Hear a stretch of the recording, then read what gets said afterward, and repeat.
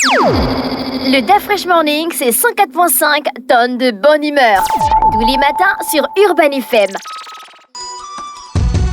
Vous êtes sur les 104.5 Urban FM, la station urbaine, et vous écoutez le DAF Fresh Morning. Jean-Paul, bonjour. Ouais, bonjour. Comment tu vas ce matin? Ça va très bien. Il y a bien. la forme? Oui, ça va. Tu as vu la mini-série qui est sur Netflix sur la Deuxième Guerre mondiale? Non, pas encore. 39-40. Pas encore. C'est une mini-série documentaire. Ouais, de 6 épisodes. Et ça parle de... Ça parle de la Deuxième Guerre mondiale racontée par les acteurs eux-mêmes, les gens qui sont encore vivants. Il y en a encore.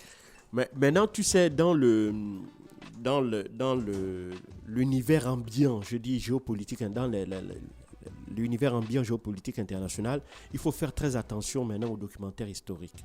Parce qu'ils auront tendance à remettre en cause le rôle de certains acteurs majeurs et en les repeignant dans une autre direction. Je prends un cas simple. On ne vous le dit jamais assez, on ne le dit même plus. La Russie que vous voyez là a été un acteur majeur de la victoire contre le nazisme. Je ne dis pas la victoire des Américains. On dit la victoire des Américains. Non, les Américains n'ont pas remporté la Seconde Guerre mondiale. Ils n'étaient pas mêlés. Dans le sens où ils ne l'ont pas fait seuls. Non, c'est ce que je veux dire. Ils ne l'ont pas fait seuls. Et ils n'auraient pas pu vaincre le nazisme seuls. Ce n'était pas possible.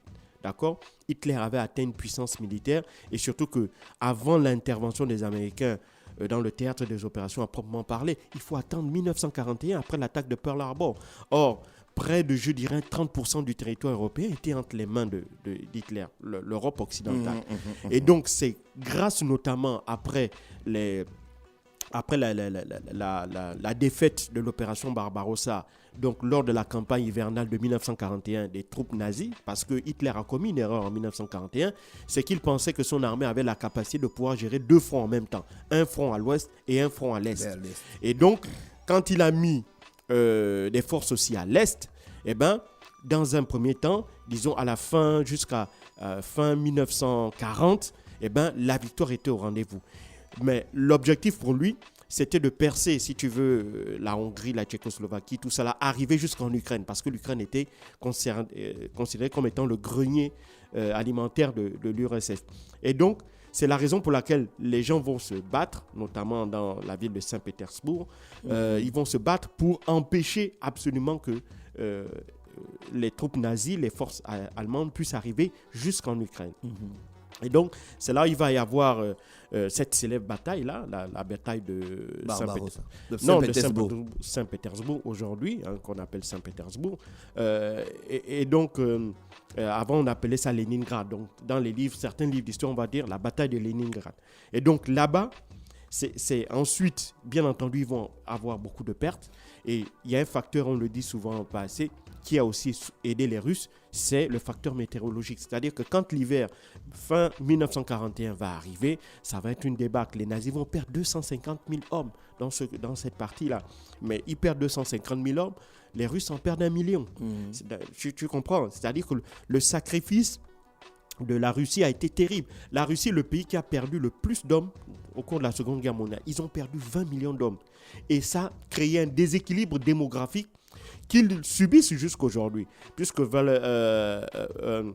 Vladimir Poutine a sorti un décret dans lequel il va tripler les allocations familiales accordées aux femmes, c'est-à-dire que toutes les primes liées à la naissance, liées aux enfants, pour pousser les femmes à faire plus d'enfants. 20 millions d'hommes. Oui, ils ont perdu 20 millions d'hommes durant la Seconde Guerre mondiale. Oui, et donc, là, c'est l'URSS. Oui, ça, c'est l'URSS. Pas juste la Russie. Non, c'est-à-dire que, attention, mais la Russie, si tu veux, quand on dit la Russie, c'est vrai. C'est vrai que c'est l'URSS. La Russie n'a pas toujours été l'URSS. Non.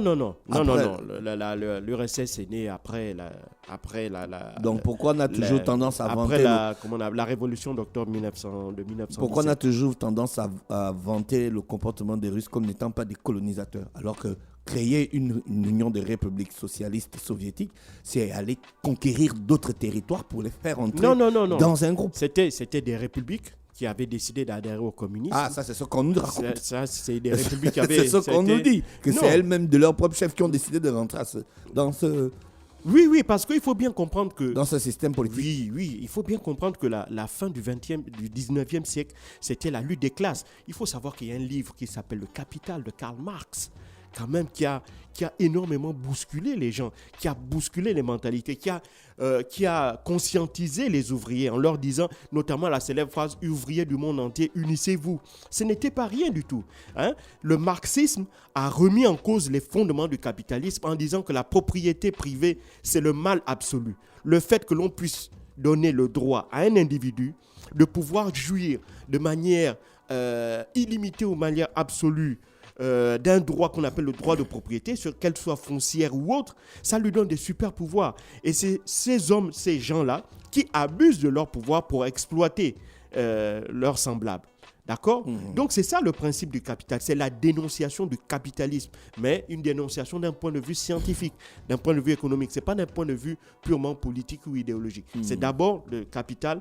Marx voulait faire d'abord une démonstration scientifique du fait que, le capitalisme de par lui-même ne peut pas survivre à très très long terme parce qu'il est mal structuré, parce qu'il est mal conceptualisé et parce qu'il est injuste. D'accord ? Bien entendu, l'histoire ne lui donnera pas raison. Mais l'histoire va lui donner raison sur certains faits. Il y a des faits qui sont dans Aujourd'hui, l'histoire donne raison. On a l'impression que la Russie rentre dans un genre de système capitaliste. Non, la Russie, mais comme la Chine.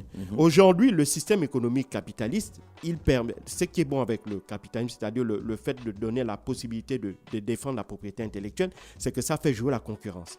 Et la concurrence amène le développement parce que ça pousse les gens à se surpasser, ça pousse les gens à avoir de nouvelles idées, ça pousse les gens à évoluer dans leur façon de réfléchir. Donc tout ça in fine, ça participe à l'intérêt. À produire la richesse. Voilà, ça produit une richesse qui profite à l'intérêt général. Donc tout le monde profite de ça. Mais dans le Capital de Karl Marx, il avait dit que le capitalisme tel qu'il est, il va y avoir des situations monopolistiques ou oligopolistiques, c'est-à-dire qu'on va voir de plus en plus des entreprises qui vont devenir de plus en plus grosses, de plus en plus grandes, tellement puissantes, qu'elles vont même avoir des pouvoirs qui sont au-dessus des États.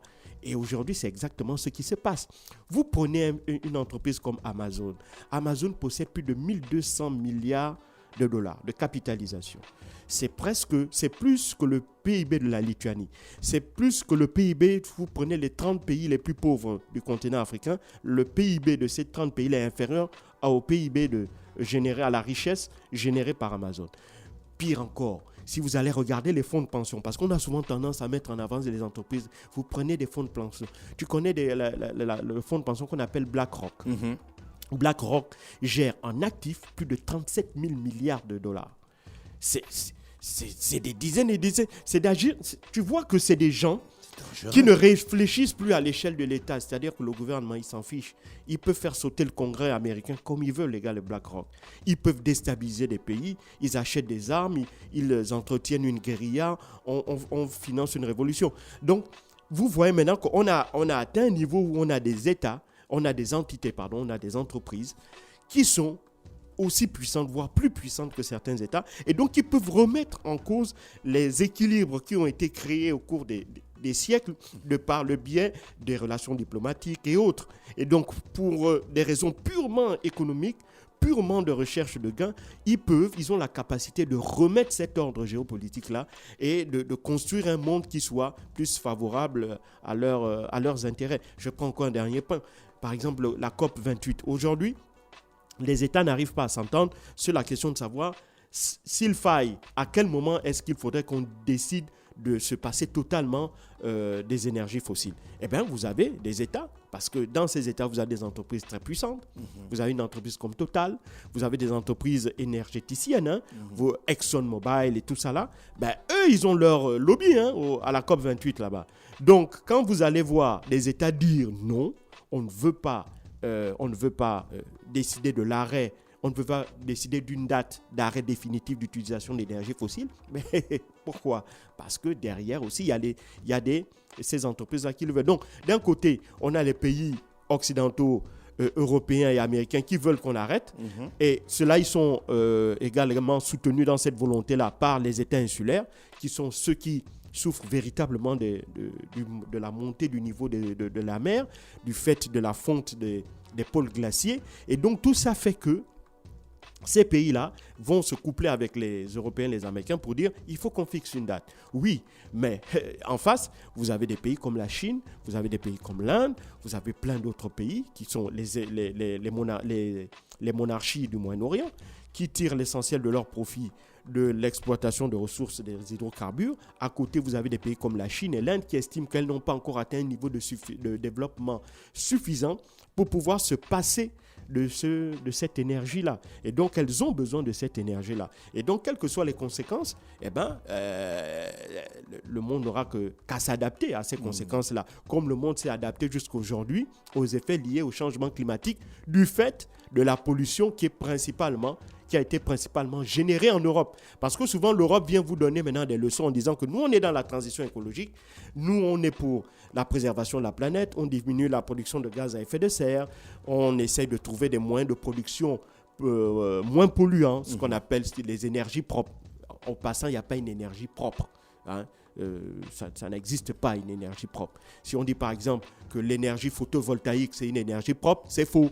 Certes, ça utilise la lumière qu'on transforme en électricité, mais les composantes, si vous regardez les composantes des panneaux photovoltaïques, ce sont des minéraux que l'on va exploiter dans des zones et les techniques avec lesquelles on exploite ces minéraux-là sont tellement polluantes que le fait que l'on produise, que les pays européens aient des panneaux photovoltaïques et ils aient une énergie qui ne produise pas de carbone, ça génère aussi une pollution en République démocratique du Congo où on exploite le coltan qui est quand même un minerai essentiel dans la fabrication des panneaux photovoltaïques. Donc tu vois que c'est un discours parfois politique, mais qui est hypocrite en réalité. Ça sert à donner bonne conscience aux pays européens en disant que non, vous voyez, nous là actuellement, c'est nous qui respectons le plus ou le mieux la planète. Or, vous faites n'importe quoi. Ben non.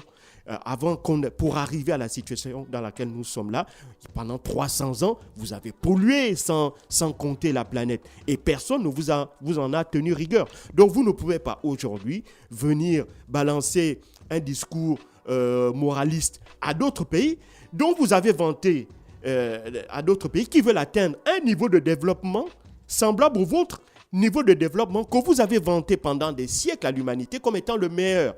Donc, si vous estimez que vous avez le meilleur niveau de développement économique, vous avez le meilleur niveau de vie, vous avez la meilleure organisation sociale, vous avez le meilleur système politique, et vous voulez... Et donc, naturellement, les gens vont essayer de se rapprocher de votre modèle.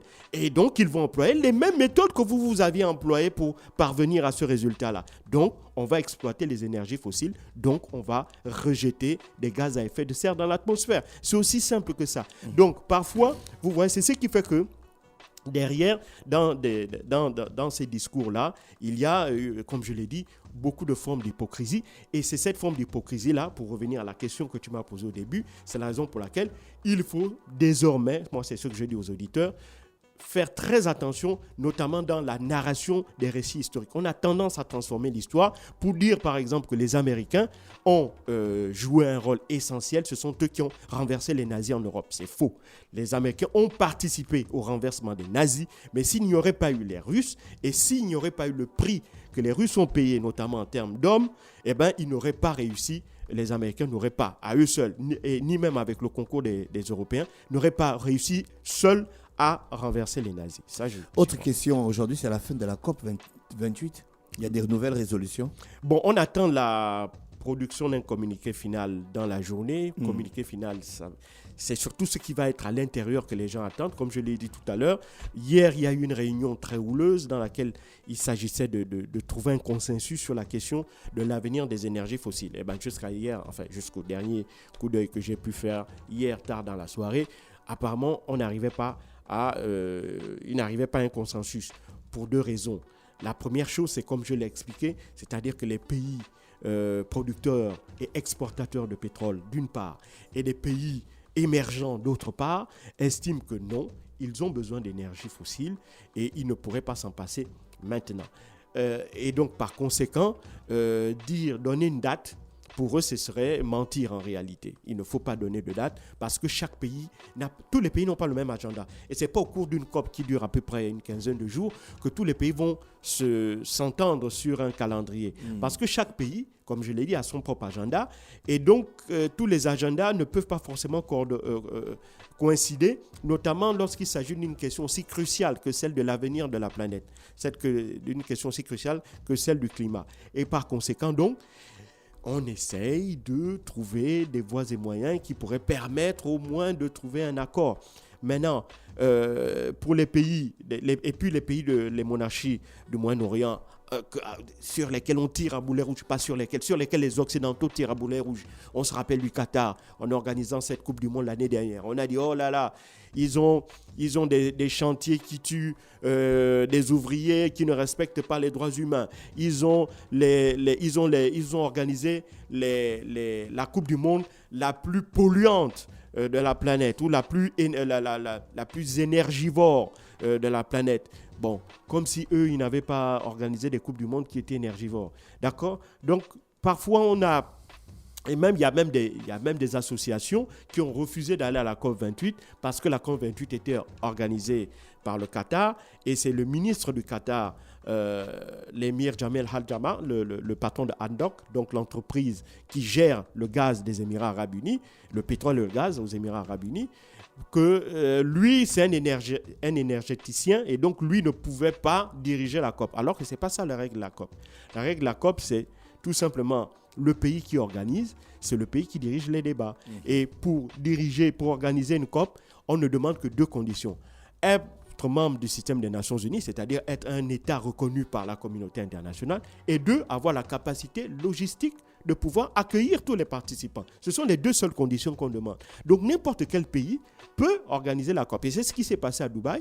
Dubaï a estimé qu'ils répondaient aux deux critères, et ils ont organisé cette COP 28 là. Donc venir maintenant, vouloir dire que donc il faut mettre devant les critères environnementaux ou le critère environnemental pour être jugé digne d'accueillir une COP, ça encore, c'est un autre discours hypocrite, parce que sinon, les Européens s'empresseraient de dire que nous sommes les plus vertueux en matière d'écologie, en matière de préservation de l'environnement, et donc c'est à nous qu'on doit accorder le privilège d'organiser les COP. Et surtout que l'Arabie Saoudite, par exemple, a bien expliqué qu'elle est dans son cadre ces projets de développement jusqu'à l'horizon 2030. Il y a à peu près 200 milliards de dollars qu'elle va investir dans le cadre de la transition écologique, dans le cadre de la transformation de certaines habitudes de ces populations, et en favorisant également la production d'énergie non carbonée. Au lieu de dire énergie verte, il vaut mieux dire énergie non carbonée, c'est-à-dire des énergies qui n'émettent pas de carbone dans l'atmosphère. Donc, le photovoltaïque, l'éolien, etc. Et donc, il y a des efforts de la part de ces pays-là, parce qu'elles en ont aussi les ressources, elles en ont la capacité de pouvoir financer elles-mêmes leur propre transition écologique. Maintenant, reste le problème de la plupart des pays du Sud, qui n'ont pas les moyens de financer une transition écologique, et donc qui sont obligés d'utiliser des énergies fossiles pour leurs besoins. Parce qu'il faut savoir que l'économie, comme je le dis souvent, et je paraphrase Charles Gave, qui dit que que l'économie aujourd'hui, ce n'est que de l'énergie transformée.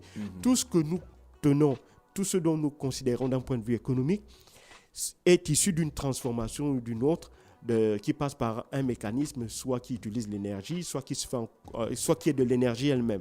Donc tout ça fait qu'aujourd'hui, lorsqu'on parle de l'économie, on parle de l'énergie. Et la question de la COP, justement, elle bute pourquoi ? Parce que les modèles économiques des pays ne sont pas les mêmes, les objectifs ne sont pas les mêmes, les réalités ne sont pas les mêmes, mais toutes ces économies-là sont dépendantes de l'énergie. Et donc, de ce point de vue, il est assez difficile, dans cette mosaïque d'agenda, dans cette mosaïque de vision politique, dans cette mosaïque de réalité socio-économique, de parvenir à un consensus en 10 ou 15 jours. C'est un travail de longue haleine. Maintenant, évidemment, on va voir ce que ça va donner. Pour ma part, je suis assez sceptique sur le fait que l'on puisse aboutir à un agenda chiffré en disant, comme en 2015, lors de la COP21, on avait dit qu'il faudrait qu'en 2030, on ait baissé les émissions de gaz, la température de la planète, les émissions par an, de 2% à 1,5%, de 2 degrés pardon, à 1,5 degrés. Aujourd'hui, on en est loin. On n'est même pas 3 degrés de baisse. Tu vois que on est en 2023, 2030, c'est à côté là. Ouais. Donc tu vois que ce n'est pas facile du tout. Mais on va en parler encore de long en large avec Omer Ntougou, qui est le secrétaire exécutif de l'Agence nationale Des parcs nationaux, qui lui aura assisté à la totalité des séances de cette COP-là, avec lesquelles on va s'entretenir justement sur le contenu de cette COP28. Merci Jean-Paul avec nous ce matin sur les 104.5 Urban FM, la station urbaine dans l'UDA Fresh Morning. Restez connectés, on se retrouve juste derrière. Le DA Fresh Morning, c'est 104.5 tonnes de bonne humeur. Tous les matins sur Urban FM.